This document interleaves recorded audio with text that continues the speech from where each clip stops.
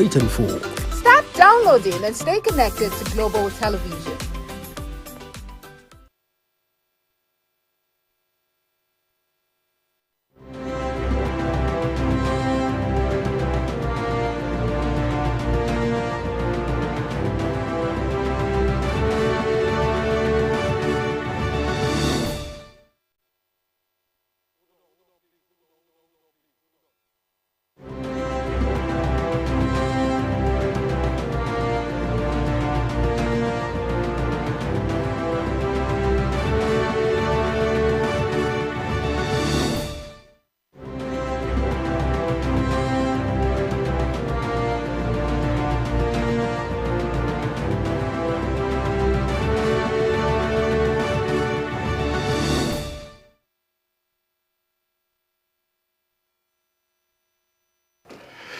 On the Global TV News Express, Supreme Court sacks Rivers local government chairman.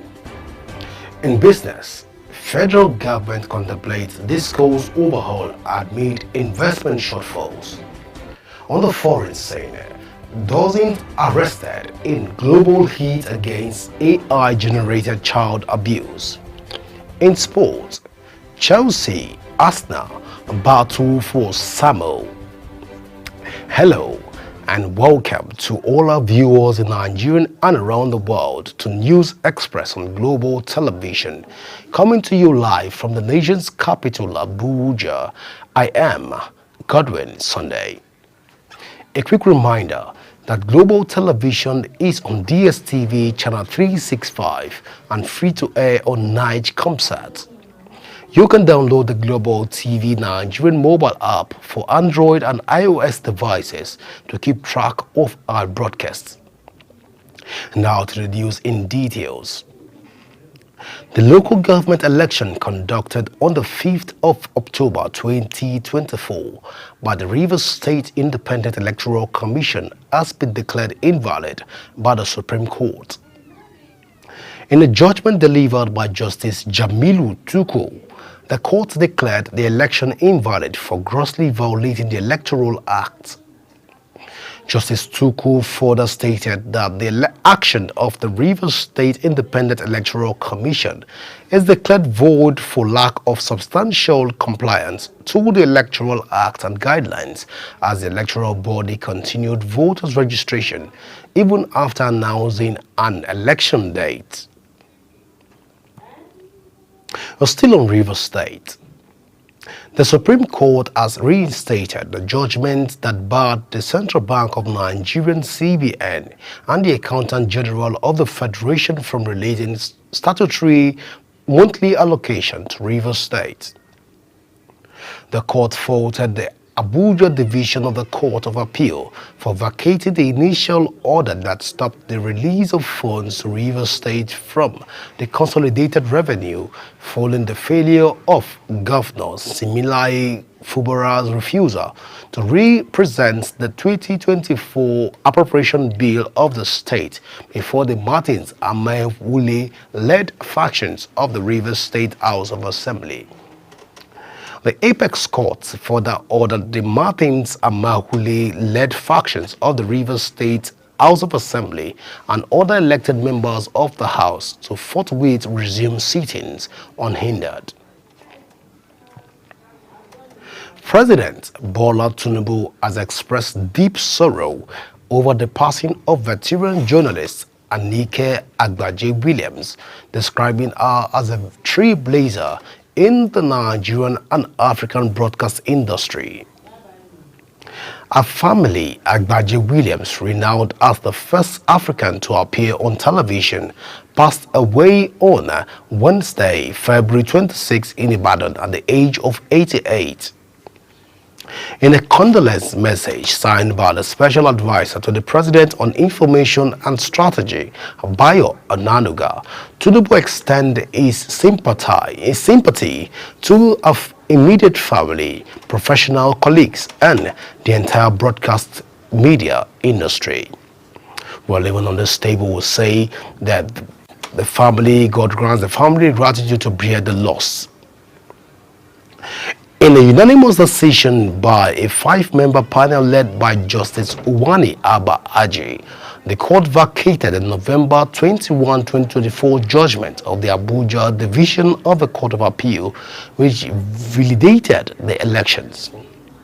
In its late judgment that was delivered by Justice Jamilu Tuku, the Supreme Court had held that there was no evidence to establish that the conditions of precedent stipulated by Section 150, subsection 3 of the Electoral Act 2010 was met before the election was conducted by the Rivers State Independent Electoral Commissioners.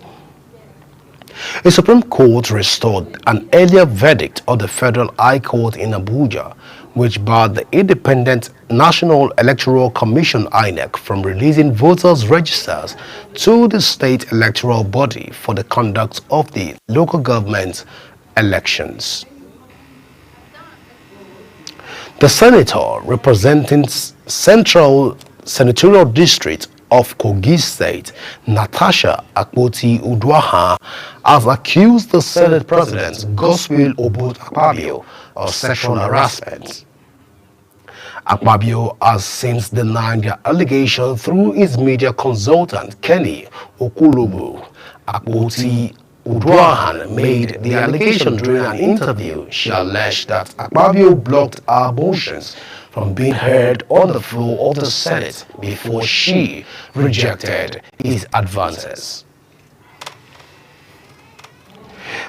In other news, the Independent National Electoral Commission has issued a warning regarding the handling of vacancies in the Rivers State House of Assembly following the allegations from Governor Similahi Fubara. The governor has accused INEC of selectively implementing elections to fill vacancies caused by political defections, particularly in light of the ongoing factional crisis in the assembly. However, INEC, in a statement signed by the Chief Press Secretary to the INEC Chairman Rotimi Oyekami, made it clear that the matter is still sub judice with multiple court cases, including those before the Supreme Court, awaiting final decisions. The National Agency for Food, Drug Administrative and Control Agency has announced the discontinuation of the registration of multiple dose anti-malaria artemethyl lumefantrine dry powder for oral suspension. The announcement was made in a public alert release on the agency's website. The agency says the decision follows stability concern, as studies have shown that the reconstituted formulation lost its efficacy over time. On education, the Academic Staff Union of University, ASU, Sokoto State University branch, has declared a total comprehensive and indefinite strike. The university said the failure of the University Administration, Governing Council, and the state government to address lingering issues it raised were the reasons for the strike. It promised comprehensive enforcement, stating that the strike would shut down all activities in the institution. And let's bring you up to speed in happenings in Bauchi State, where the Bauchi State Governor Bala Mohammed has pledged his administration commitment to fostering security and well-being of the state citizenry. Bala made the pledge during the opening of the State Security Council meeting behind closed doors at the Executive Chamber of the Government House in Bauchi. The governor expressed his concern on the rising issue of security among borders communities with neighboring states, which he attributed to the mass migration from the neighboring states posed with security threats. You are watching the live broadcast of News Express. When News Express returns, Nigerians eyes $7.7 trillion Halas economic and new Saudi deal. We have those details from the business scene as well as more stories from the foreign scene as well as sports segment for you right after the break. Please stay with us.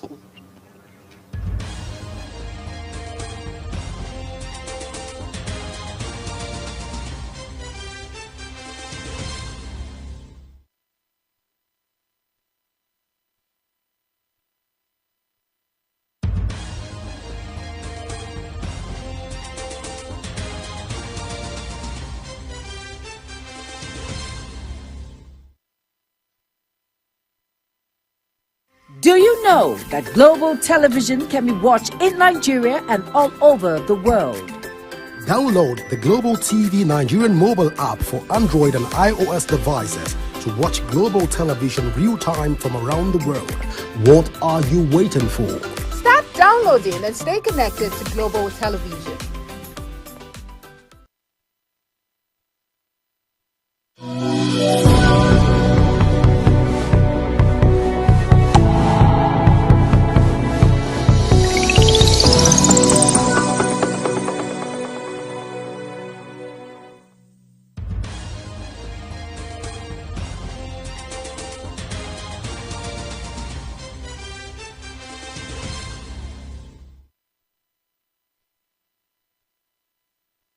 Welcome back to News Express here on Global Television.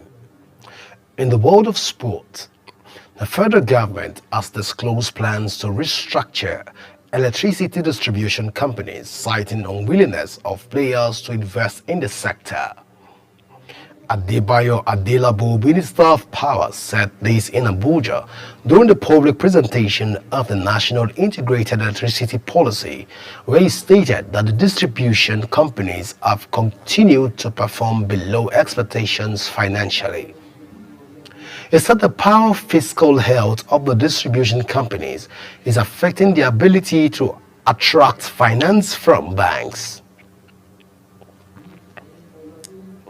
The federal government has signed a cooperation agreement with Saudi Arabia's Halal Products Development Company to establish Nigeria as a leading player in the global halal market, valued at $7.7 trillion. The agreement will facilitate investment, technical cooperation, and market access across key sectors including food production, pharmaceuticals, finance, and livestock for both countries. During the signing ceremony at the Makkah Halal Forum in Saudi Arabia, Vice President Kashim Shettima said the partnership represents a game-changing opportunity to transform Nigeria into a global halal economic powerhouse. The federal government, states, and local government councils have shared a total of 1.703 trillion in federation account revenue for January 2025. This amount represents an increase of 19.6% of or 279 billion naira from the 1.424 trillion naira shared from December 2024 revenue, according to a press release by the Director of Press and Public Relations at the Office of the Accountant General of the Federation, Bawa Mokwa. China has vowed to take all necessary countermeasures after U.S. President Donald Trump says he would impose an additional 10% tariff on Chinese imports, a decision by Beijing warned would seriously impact dialogue. Trump's latest move will come into effect on Tuesday, alongside sweeping 25% levies on Canadian and Mexican imports, intensifying a brewing trade war between the world's two largest economies. The 10% tariff on Chinese imports will come on top of an existing levy of the same rate imposed by Trump on China earlier this month. On the foreign scene, gunfire and explosions have ripped through a rally held by rebels leaders in a city they recently captured in Eastern Democratic Republic of Congo. Videos show chaotic scenes with bodies on the streets after the crowd fled the rally in Bukavu, the second biggest city in the east, in panic. Casualty figures are unclear, but reports have quoted a hospital source as saying that at least 11 people have been killed and 60 others wounded so far in the Democratic Republic of Congo. On the foreign side, the European Union law enforcement organization Europol says at least 25 arrests have been made during a worldwide operation against child abuse images generated by artificial intelligence (AI). The suspects were part of the criminal group whose members engage in distributing fully AI-generated images of minors, according to the agencies.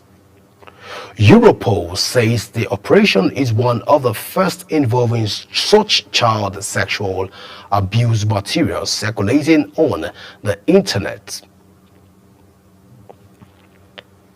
Still on the foreign scene, UK Prime Minister Keir Starmer's office says he has invited more than a dozen European and EU leaders to a Sunday summit to drive forward actions on Ukraine and security. Starmer will chair a morning call with Baltic nations ahead of the main summit.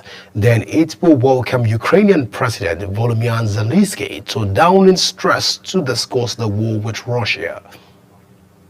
Leaders from around the continental Europe, including France, Germany, Denmark and Italy, as well as Turkey, NATO and the European Union, have been invited to the summit in London later on Sunday. US President Donald Trump says he has a lot of respect for Ukrainian President Volodymyr Zelensky on the eve of their talks at the White House. When asked if he would apologize for recently calling him a dictator, he said he could not believe he had said this. He also called Zelensky very brave. Trump was speaking after talks with UK Prime Minister Keir Starmer about ending the war between Ukraine and Russia, which has lasted over a period of 4 years. As Muslims around the world begin observing the holy month of Ramadan, United Nations Secretary General Antonio has issued a message wishing peace and unity to those observing the sacred month. In his video message, Antonio expressed his warmest wishes to Muslims worldwide and reflected on the values of compassion, empathy, and generosity that define Ramadan. The Secretary General noted that Ramadan is not only a time for spiritual reflection, but also an important time, an opportunity to reconnect with family and community and to remember those who are less fortunate.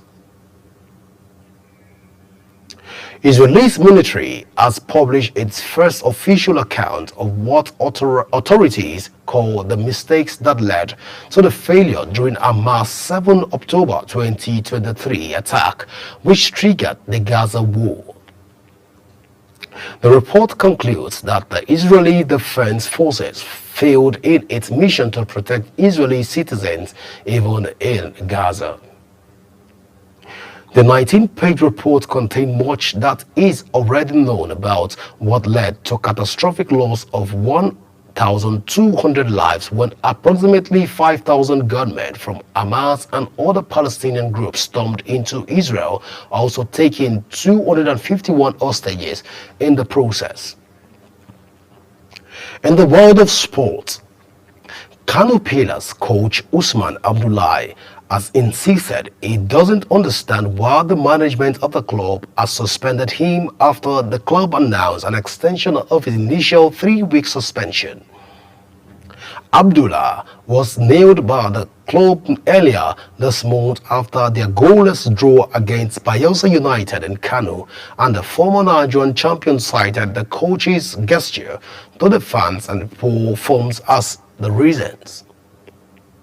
The coach's 3-week suspension lapsed last week, but the club soon announced that the period has been elongated till the end of the Nigerian Premier League match between the Day 28 game against Kwara United on Sunday, March 9th, to allow them to do more investigation. Well, still in the world of sports, Chelsea and Arsenal are reportedly both interested in signing Porto forward Samu Aguihoa during the summer transfer big window. The 20-year-old was heavily linked with a move to Chelsea from Atletico Madrid last summer, but he ultimately made the switch to Porto, and an excellent campaign to date has seen him score 19 goals and register 3 assists in 31 appearances. The Spain international has 13 goals and 3 assists in 19 league outings this term, while he has managed 6 goals in 9 Europa League appearances, including 2 against Manchester United against the earlier United in the competition. Well, as we end the Global TV News Express, let's take a look at our top stories. President Bola Tinubu has expressed deep sorrow over the passing of veteran broadcaster Anike Agbaje-Williams, describing her as a trailblazer in Nigeria and African broadcast industry. We brought you news that in business that a widespread electricity blackout caused by technical fault in some feeders owned by the Abuja Electricity Distribution Company has affected at least 53 locations, including the presidential villa. On the foreign scene, China has vowed to take all necessary countermeasures after U.S. President Donald Trump says he would impose an additional 10% tariff on Chinese imports. A decision Beijing warned would seriously impact dialogue. While in the world of sport, Chelsea and Arsenal are reportedly both interested in signing Porto forward Samu Aguihoa during the summer transfer window. That's it on News Express on Global Television. A quick reminder that Global Television is on DSTV channel 365, on Star Times channel 276, and free to air on Night Concept. Kindly follow us across all our social media platforms now showing on your screen using @Global TV NG. You can download the Global TV Nigerian app for Android and iOS devices to keep track of our broadcasts. I am Goernment Sunday. Thank you for watching.